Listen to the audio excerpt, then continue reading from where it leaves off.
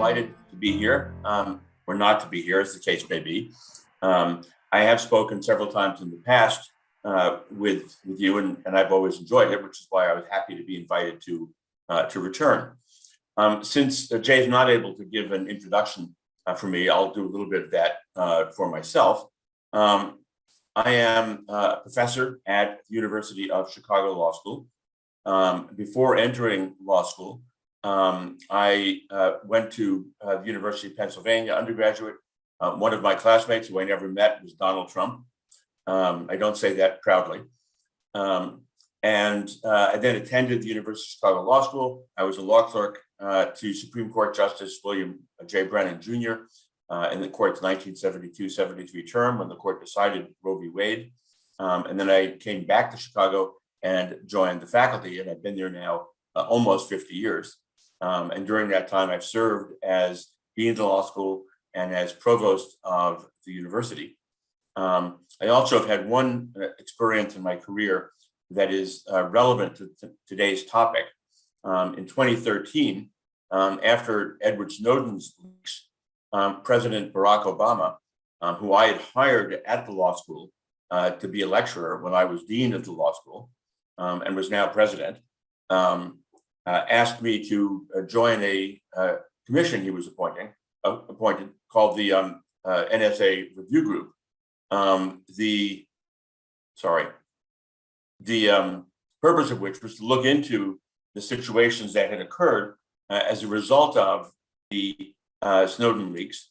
And in that context, I got to spend some very intimate and detailed time in the national security world, working with people in the NSA, the CIA, the Justice Department, and members of Congress, and so on. So that gave me a particular perspective about the kinds of issues that we'll be talking about. So the particular trigger for this talk is that Lee Bollinger, who is the president of Columbia University, and who's written 3 books with me in the past, we're working on another one currently, and who was a law clerk to Chief Justice Warren Burger when I was a law clerk to Justice Brennan, published a book last year called The National Security Leaks and Freedom of the Press.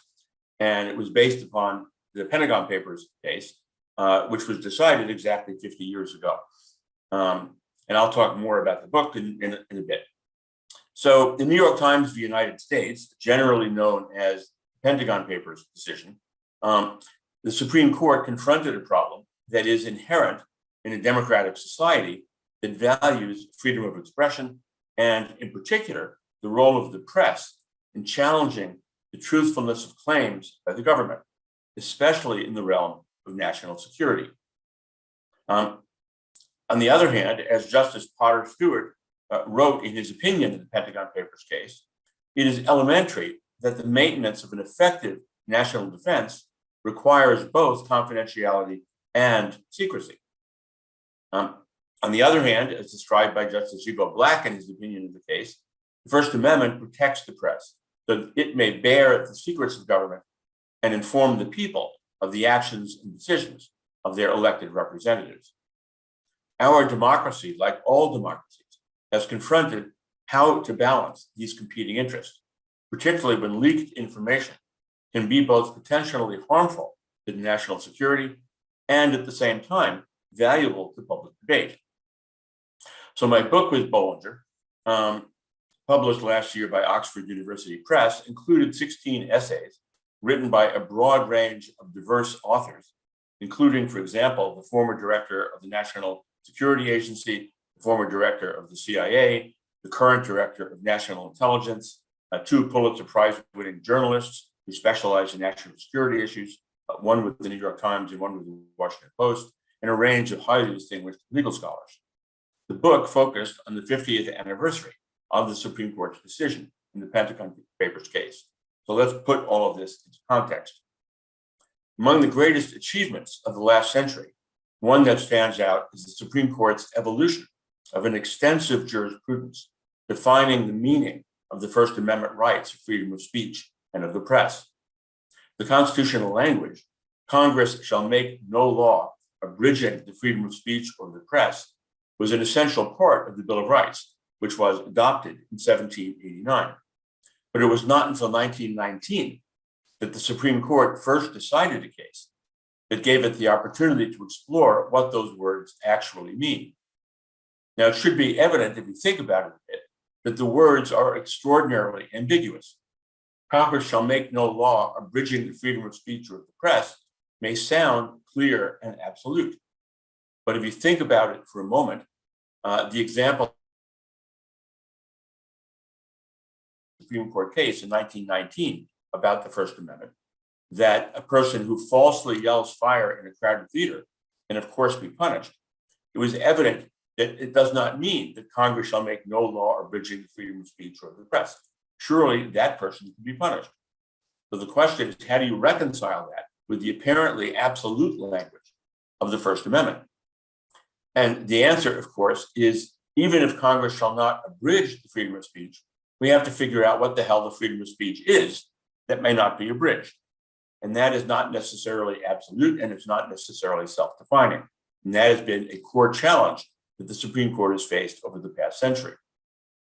Since 1919, the court has issued hundreds of opinions that collectively address the many profound questions about the proper functioning of free speech in a democratic society.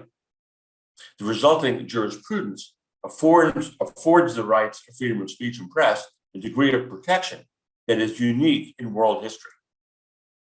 As I've already noted, one of the most vexing and perennial questions facing any democracy is how to balance the government's legitimate need to conduct its operations, especially in the realm of national security, with the public's right and responsibility to know what its government is doing. There is, in fact, no easy answer to this issue, and different nations have embraced different solutions. In the United States, at the constitutional level, the answer begins exactly half a century ago with the court's landmark 1971 decision in the Pentagon Papers case. In 1967, Secretary of Defense Robert McNamara commissioned the compilation of a history of U.S. decision-making involving Vietnam. Although McNamara had been a key architect of the nation's policy in Vietnam, by 1967, he'd begun to have doubts.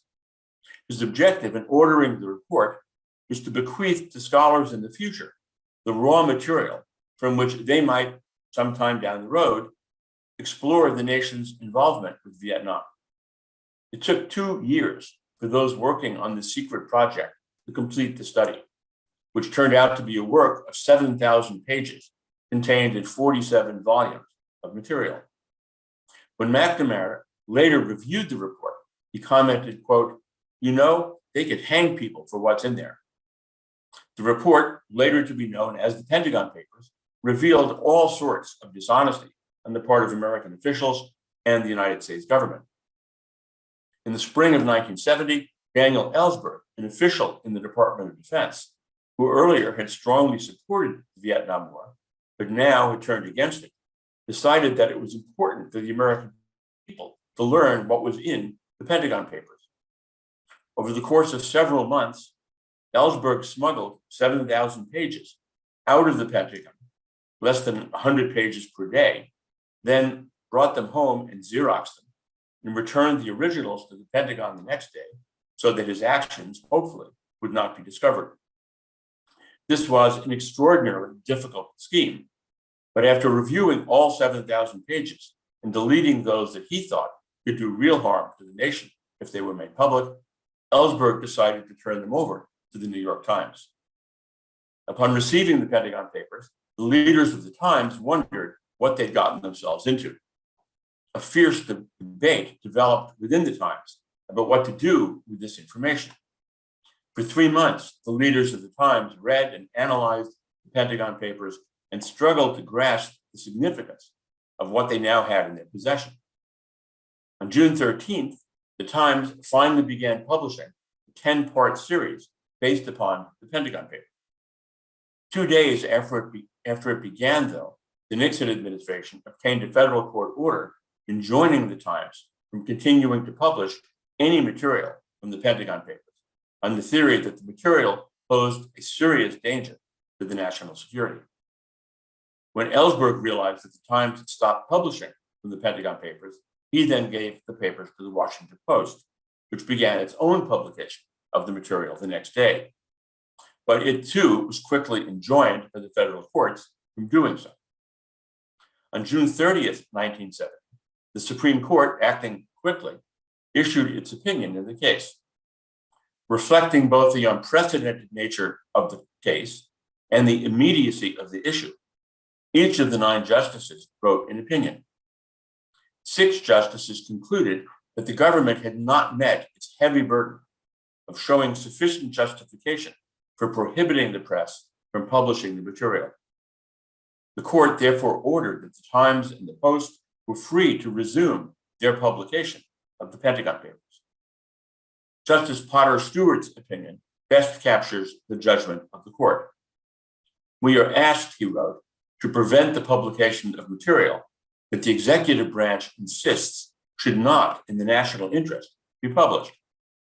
I am convinced that the executive is correct with respect to some of the documents involved, but I cannot say that disclosure of any of them will necessarily result in direct, immediate, and irreparable damage to our nation or to its people.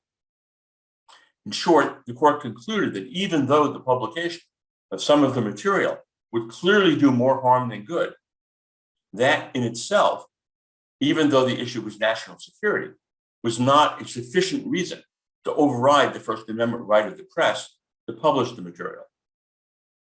The publication of the Pentagon Papers was a major event in the history of American journalism. A voluminous top secret study of the Vietnam War, the publication of which would clearly damage the national security, had been made available to the public through an unprecedented breach of security. A fundamental question posed by the Pentagon Papers controversy was who should decide whether it is the national interest for classified top secret information to be disclosed to the public. In the first instance, it would seem that our elected officials, who were charged with the responsibility of protecting the national security, and who have a fuller understanding than anyone else about the extent to which the disclosure of top secret material might in fact damage the nation, should have the authority to decide such matters. But we also know that our elected officials may sometimes have mixed motives for keeping things secret. They may be concerned not only with protecting our national security, but also with hiding their mistakes and their wrongdoing. To give them the final say about confidentiality thus risks depriving the American people of potentially critical information about the conduct of their elected officials and of their government. In the Pentagon Papers case, the Supreme Court embraced the view that although our elected officials have broad authority to keep information secret, once such information gets in the hands of the press, the government has only a very limited power to prevent its further dissemination. That is, the government can prohibit the publication of such material only if it can prove that its publication would create a clear and imminent danger of grave harm to the nation. The question, in other words, is not whether the harm outweighs the benefit of publication, but whether the publication of the material would create a clear and immediate danger of grave harm to the country. This is obviously an awkward and inexact compromise between the conflicting values of national security and freedom of the press in a free society. Why, after all, if the justices believed that the publication of some of the material in the Pentagon Papers would in fact do more harm than good, should the press have a constitutional right to publish it? Moreover, the Pentagon Papers decision left many important questions unanswered. For example, should the press have a right not only to publish such information if it comes into its hands through an unlawful leak, but should the press also have a First Amendment right to demand that the government disclose that information if the press would have a constitutional right to publish it? In other words, if the New York Times had a First Amendment right to publish the Pentagon Papers when it obtained it as the result of an unlawful leak by Daniel Ellsberg, shouldn't the New York Times logically also have a First Amendment right to demand that the government turn the Pentagon Papers over to it if Daniel Ellsberg merely told the Times that such a document existed? If not, why not? What's the difference? This idea of a First Amendment right of access to classified information has been consistently rejected by the Supreme Court in a series of cases since the Pentagon Papers decision. But the question remains, does it make any sense to give the New York Times a constitutional right to publish information that is leaked to it unlawfully, but not to demand that the government disclose that same information to it if the press learns of its existence?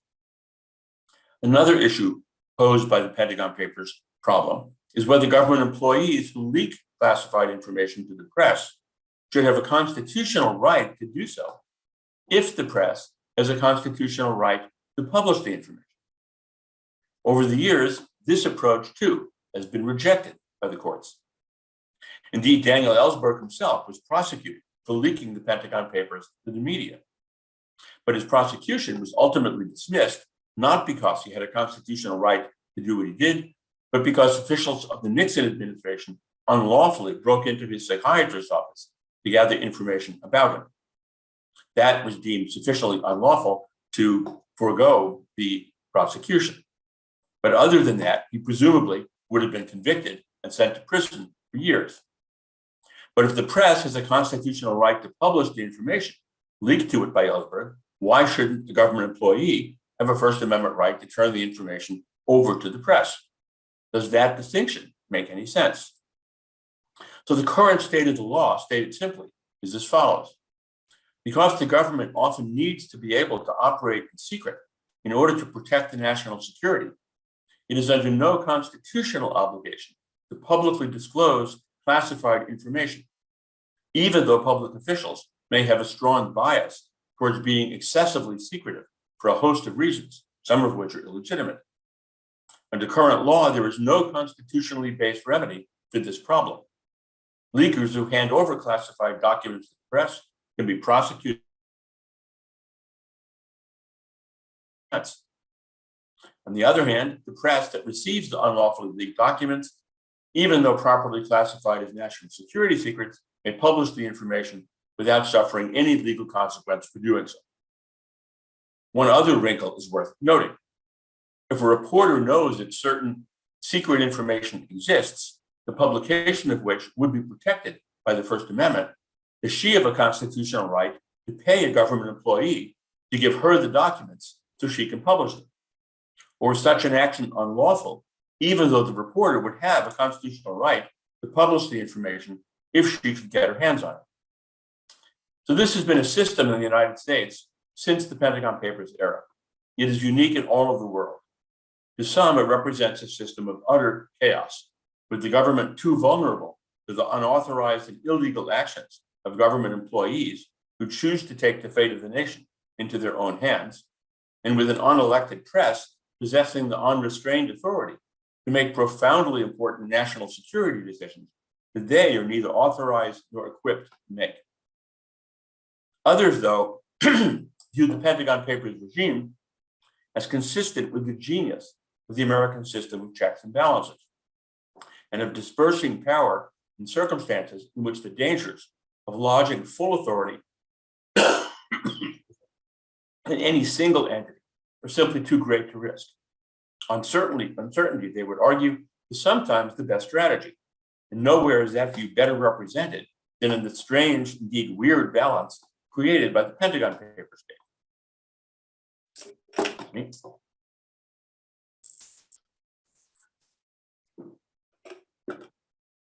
But even if the seemingly odd approach embraced by the Pentagon Papers case has arguably worked reasonably well for most of the last 50 years, it is clear now that the circumstances that undergirded the Pentagon Papers system have changed fundamentally in the last decade.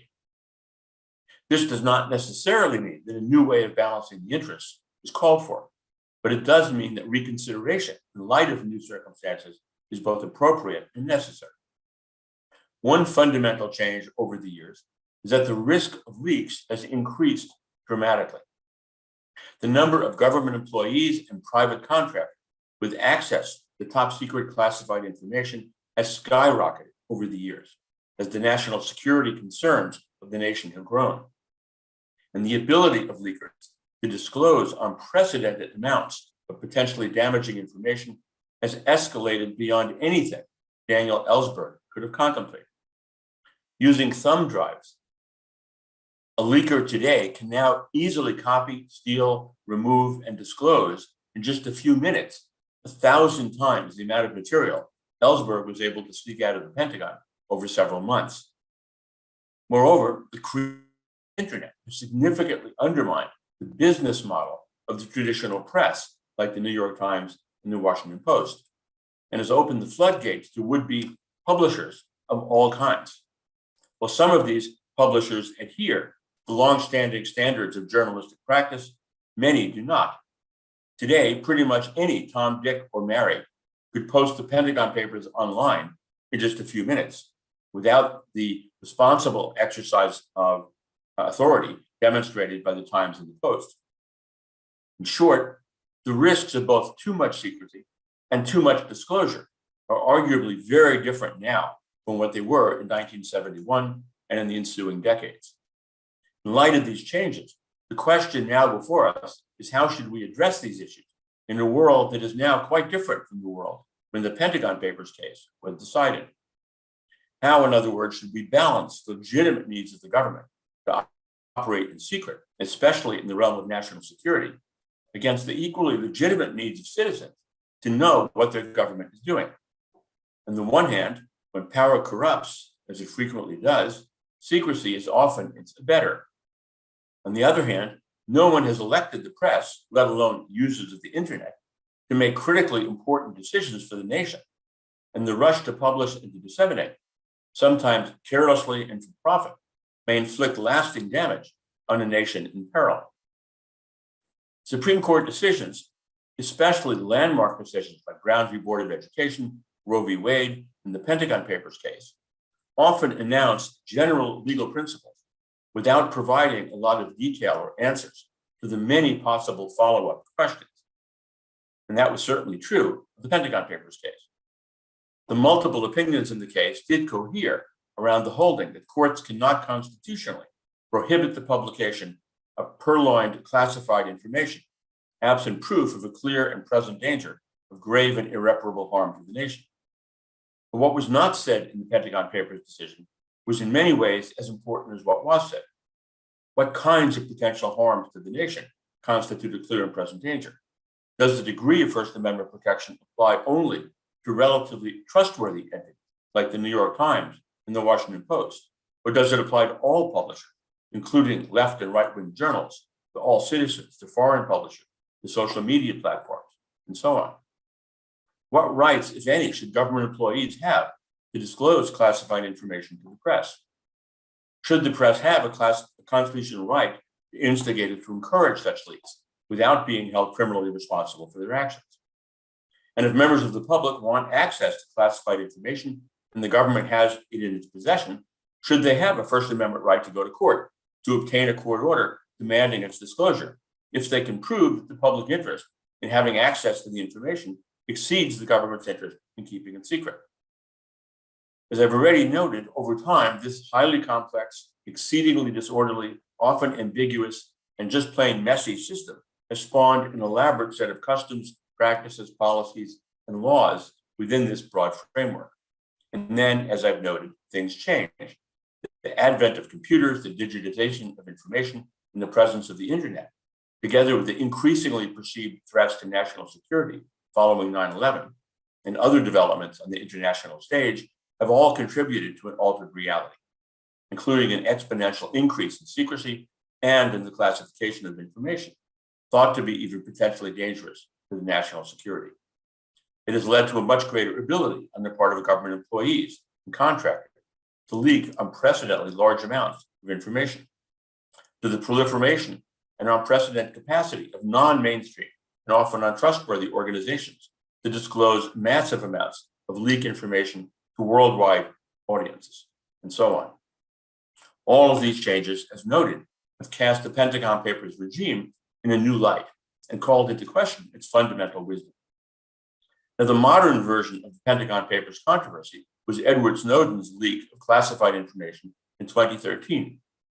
Snowden, a 30-year-old employee of a private contractor working with the NSA, disclosed between 1 and 2 million top secret documents through The Guardian, a British newspaper.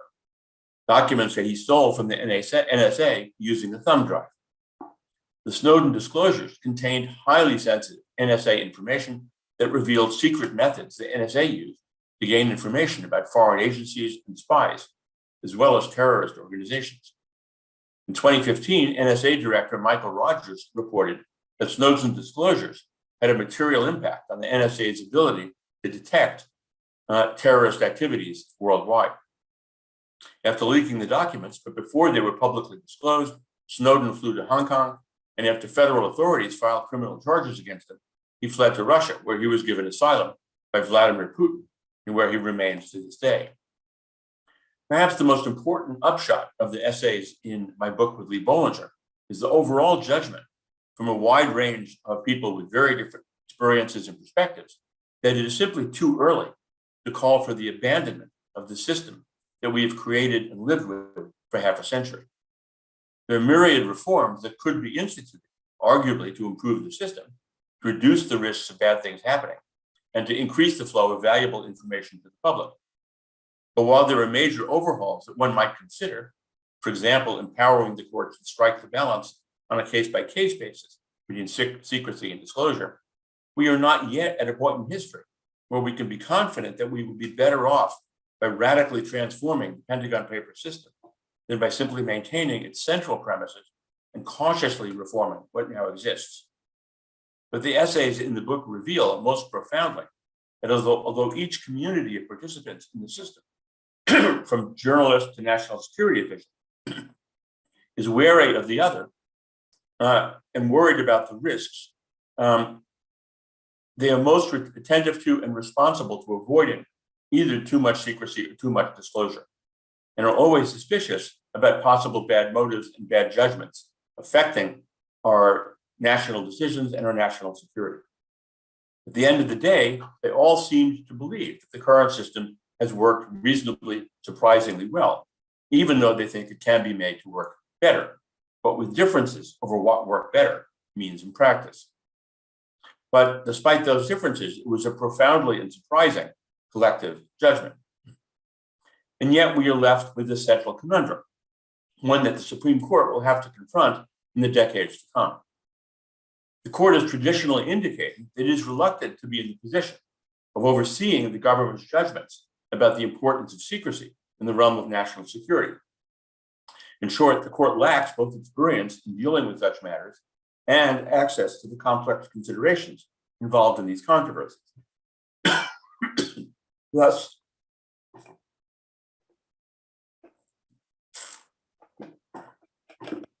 undermining its confidence in its own ability to make wise and informed decisions in this realm.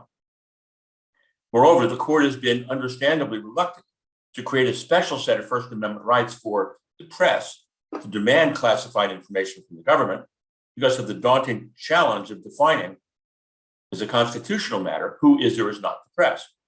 Is a student who runs a high school newspaper the press for these purposes?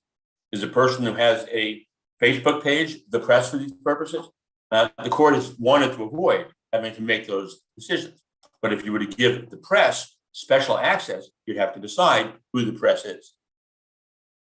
So as circumstances evolve and change over time, the practical reality is the Pentagon Papers solution still remains largely in effect, although there's a lot of discussion, including in our book, about what to do about it.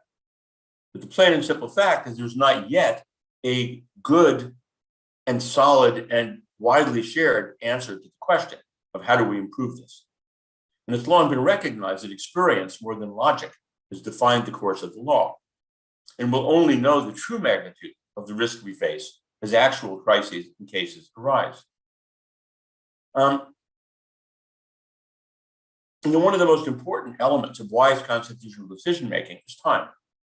And in the case of the Pentagon Papers solution, only time will tell.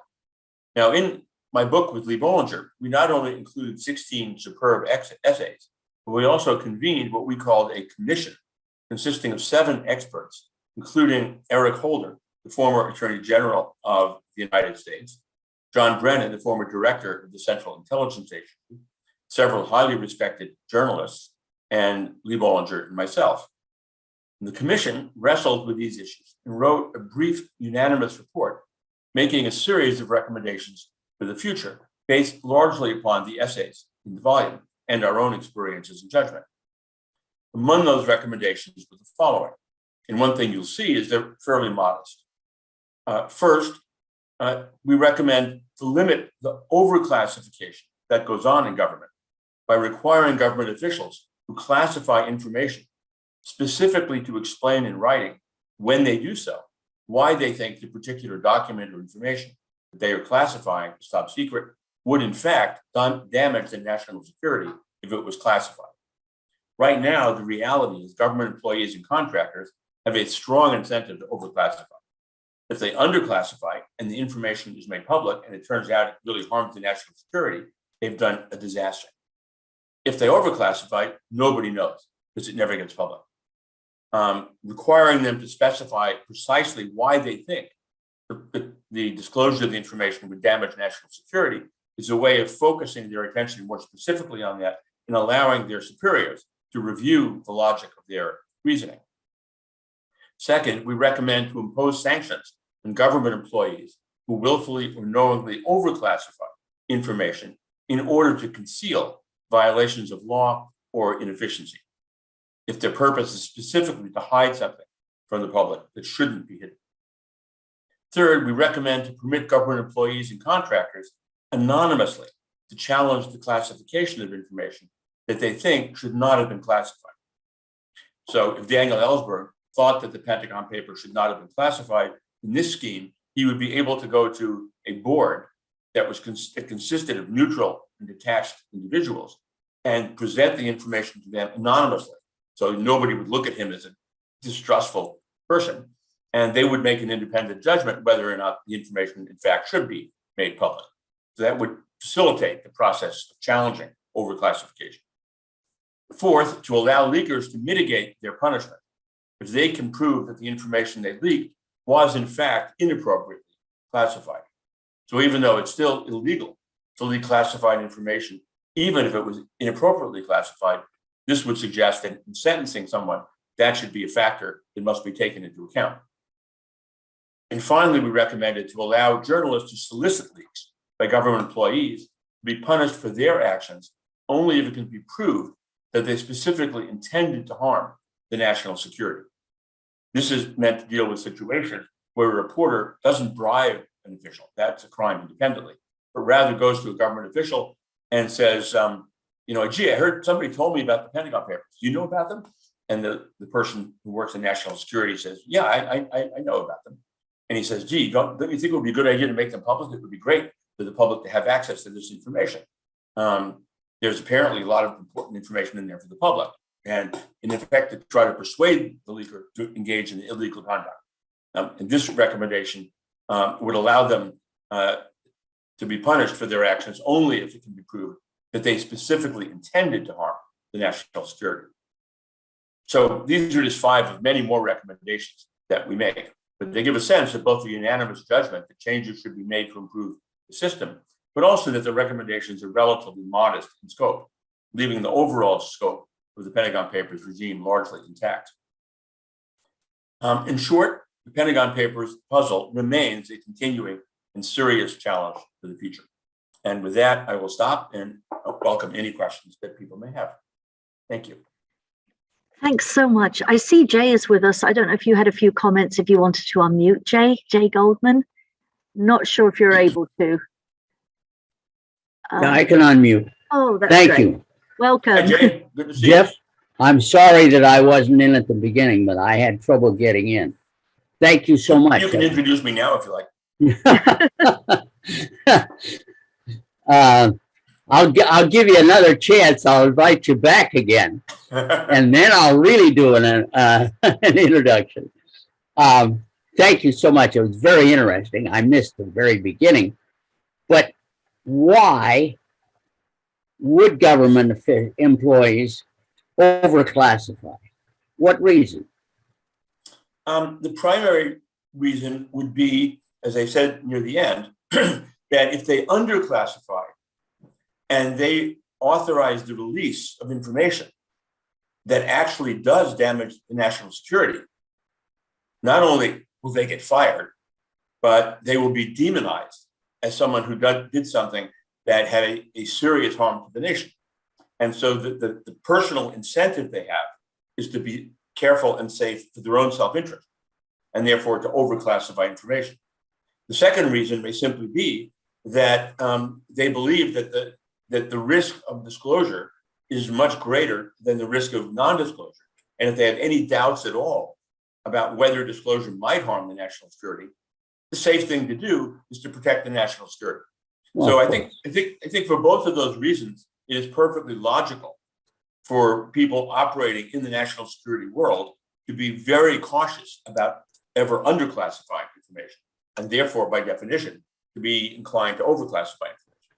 Now, the other reason, of course, is if they are engaged in illegal behavior themselves, and they know the behavior is illegal, and then they have an obvious reason to overclassify. okay. Thank you. So there are a few really good questions in chat.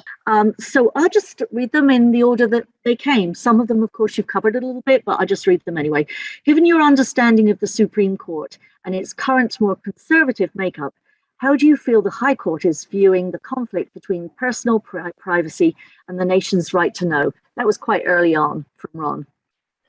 Well, I'm pretty skeptical about the current Supreme Court, frankly. My own view is that 6 of the 9 justices represent a perspective about constitutional law that is probably held by no more than 10% of the leading lawyers in the United States. It is pretty radical from a conservative standpoint. And they were put on the court very intentionally to achieve that reality. It's a court very different, for example, than the court that decided the Pentagon Papers case, where there were justices who had been appointed by Democratic presidents who were pretty conservative. One of the dissenters of the case, for example, was Byron White, appointed by John Kennedy, and others who are pretty liberal who were appointed by Republican presidents, like Justice Brennan, whom I clerked, who was in the majority, or Justice Stewart, who I mentioned, who was appointed by Justice Eisenhower and was in the majority. So until this time, we have not seen the notion of Republican justices and Democratic justices as a relevant way of thinking about the Supreme Court for well over a century. And to me, this is really disheartening and kind of shocking. And yet it is a reality about the current court. So to come back to the question of how would they decide a case like this, I'm going to be very skeptical about the extent to which they are principled. And I will say, I think it depends who the president is. I think they would be much more like government secrecy if Donald Trump were the president than if Joe Biden were the president. It's a horrible thing to say. I know that. And obviously, if the risk to the national security was grave, I think they would protect the national security. But I think that at the margin, they would clearly make a difference based upon whether they thought this would damage or benefit a particular president. That again, that's a horrible thing to say. But I do fear that that's where these justices are today. Thank you. Bob says or asks, how does the Pentagon Papers decision impact claims of executive privilege to prevent the release of government documents? If the documents are classified as top secret for national security purposes, then that's what the Pentagon Papers is about, right? There are lots of executive branch documents throughout the entire executive branch that are secret, but they're not national security issues. And the question that the court hasn't directly answered is how that would apply. But my guess is that the court would say that you cannot punish the disclosure of executive branch secrets unless you can show that they create a clear and present danger of grave harm to the nation. If you can publish top secret classified national security information with that standard, then the same standard, which is very demanding, would certainly apply to other forms of government secret information. So the bottom line is that if the press gets its hand, at least under the Pentagon Papers regime, if the press gets its hand on secret information in the government, it can publish it unless the government can prove this almost impossible standard.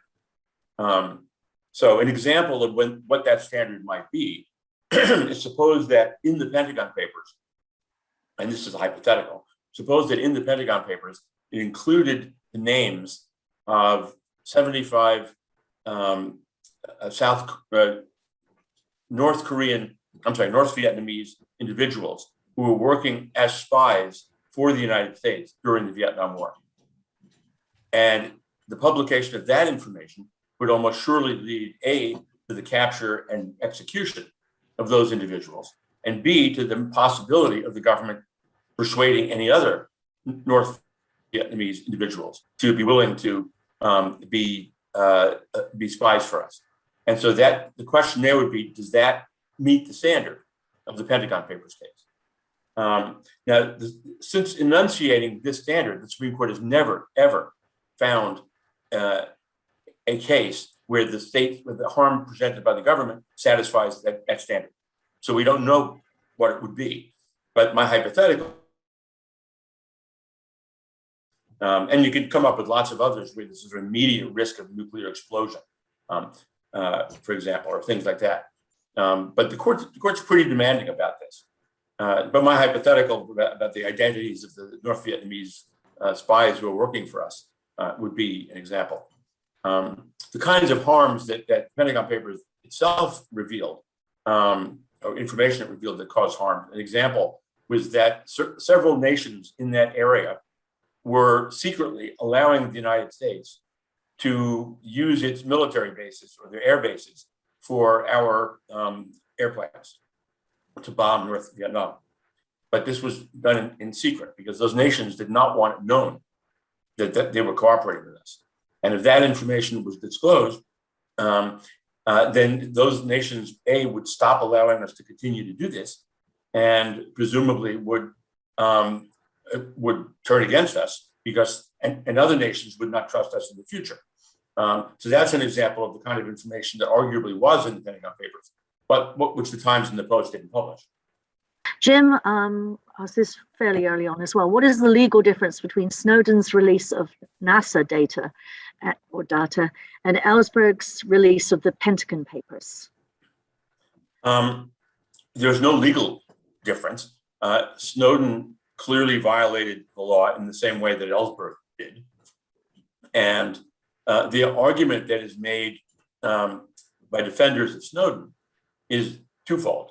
It's that the information he released had a very beneficial effect because it revealed certain government surveillance programs that the NSA was using that included a form of surveillance against Americans that the American people did not know about and ultimately has been abandoned after it's been disclosed, partly because it was no longer effective and partly because there was public opposition to it once they realized it existed.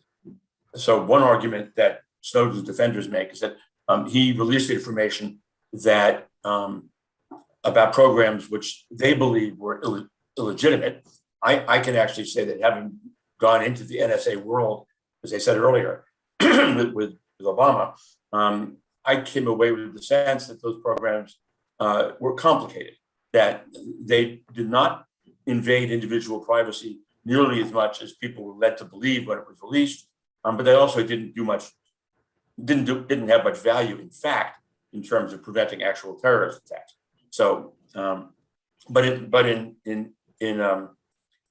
Snowden's case, there was other information revealed that clearly had a damaging impact upon American national security efforts, particularly in terms of surveillance of non-citizens outside the United States.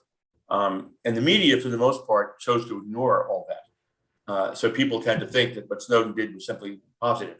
But the truth is, he probably did more harm than Ellsberg in terms of the information revealed. Thank you. And ignore that I said NASA, of course. Yes, NSA. Not NASA. Yeah, something quite different.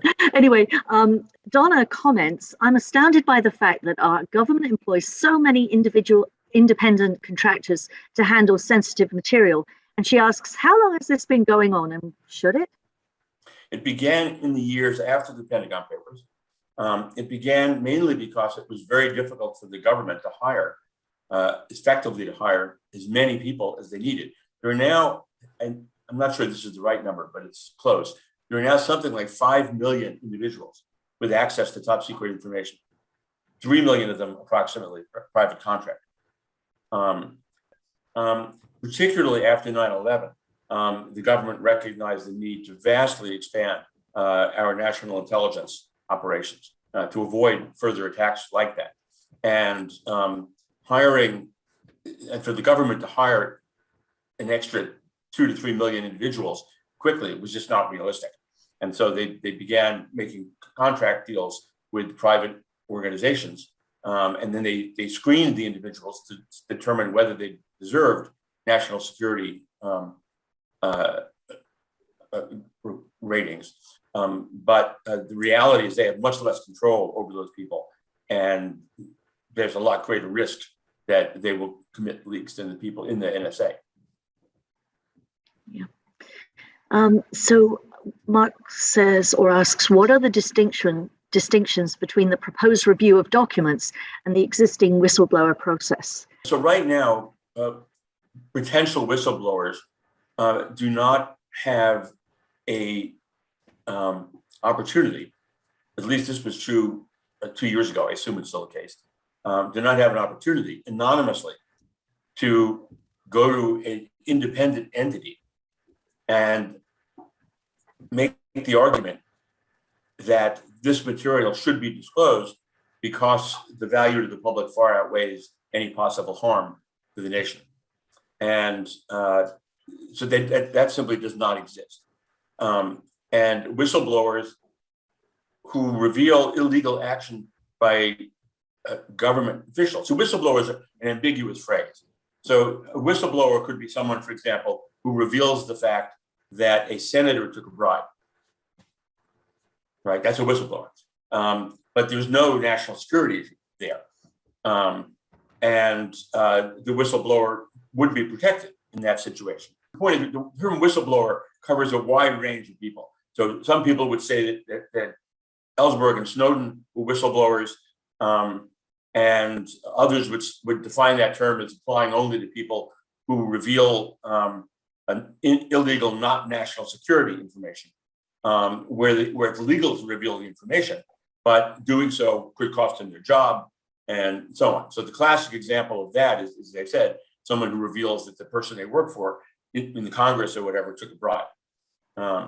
And that would be a whistleblower. And the question is, well, could he be fired, for example, or would he have a First Amendment right to reveal that information, even though he, obviously pissed off his employer, and even if he was wrong, suppose he revealed the information and it turned out it was inaccurate. He thought his employer was taking a bribe, but in fact, he was wrong. The employer was just, being paid back money he was owed by a high school friend, and it wasn't a bribe. So the range of people who fall under the whistleblower concept is overly broad to make it a helpful term. Thank you. Don is unmuted if you want to speak, Don. Yes, thank you. The flip side of what you're talking about could be illustrated by I think it's the Valerie Plame Joe Wilson case, where George W. Bush and Cheney authorized Wilson to go to some country to come up with the idea that yellow cake or whatever it is was being purchased by Iraq. And what happened was they were so furious that his report said there is no yellow cake sale, no aluminum tubes, that they revealed, Bush and Cheney revealed the identity of Valerie Plame. And would you like to address, the case I'm talking about? Yeah. In fact, the reporter who most covered that, Judith Miller, was one of the authors who wrote an essay in her book. But the answer to your question is that the issue is, can government officials disclose the identity of secret agents? Would that potentially puts them at risk in a whole range of different ways? And, you know, the Bush-Cheney argument was that Valerie Plame had not been a loyal government agent, that she had either been disloyal or incompetent in her reporting. And the question there was, does that give them a right to disclose the information when the agents have a right to keep their own identity secret in order to protect them? And that's part of the deal that gets them to do the things you want secret agents to do. So I don't remember the exact outcome of all that, but I know it was very controversial. Well, the outcome was that Bush and Cheney passed the responsibility down to a lesser person. I forgot his name. Maybe somebody else knows, and he took the rap for releasing her name. Right. No, you're right. I do remember that. Scooter or something? Yes. Okay. It's something like that. You're right. Thanks, Don. This is a great question from David. In the easily edited world we live in, how can we assure that classified or unclassified around? So,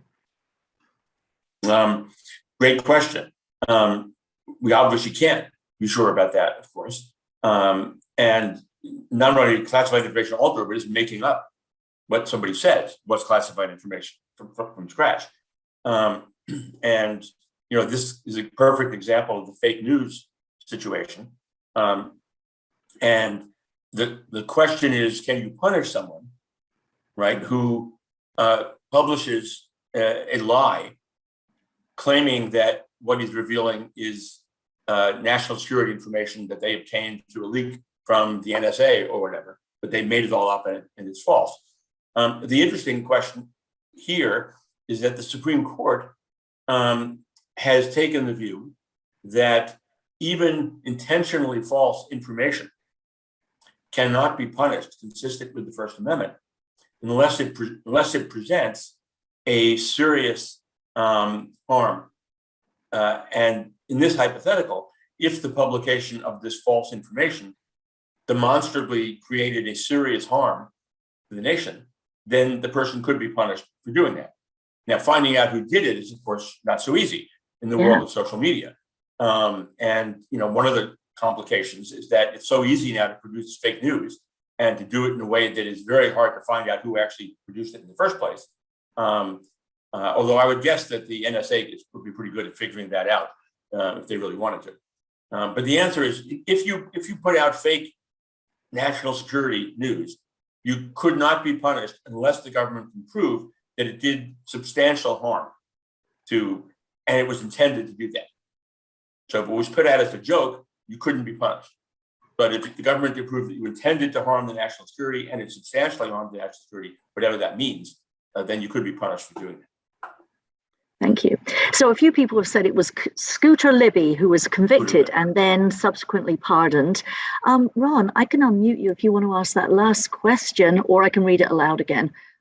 Up to you. But that was the very last question from Ron. Yes, given your extensive background with the Supreme Court, and it's a separate topic, how do you feel about changing the Supreme Court? You know, possible expansion, term limit, and even possibly rotating the assignments with lower court so the high court justices are regularly changing. How do you come down on that?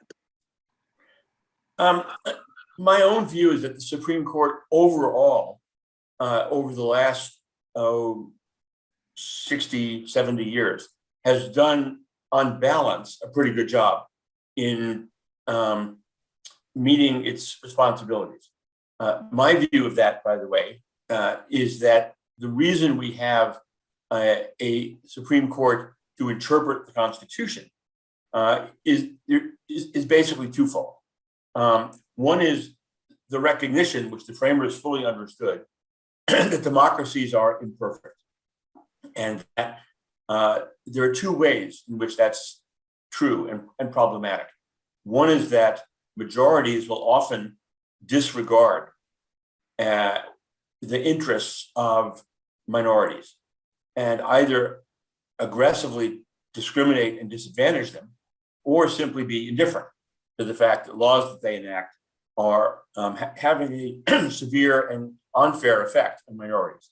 Human nature being what it is, people like Jefferson and Madison fully understood that democracies would not be very good at dealing with that issue. And therefore, it was necessary to have an entity independent from democracies, life tenure, where judges were able to protect those rights against majoritarian abuse. And that's been a central focus of much of American constitutional law. And the second area is that democracies cannot be trusted because majorities will manipulate the law to ensure that they remain in power. That's just inevitable given human nature. And that whether that's through gerrymandering or through voting requirements, that majorities will attempt to adopt laws that benefit them in the electoral process.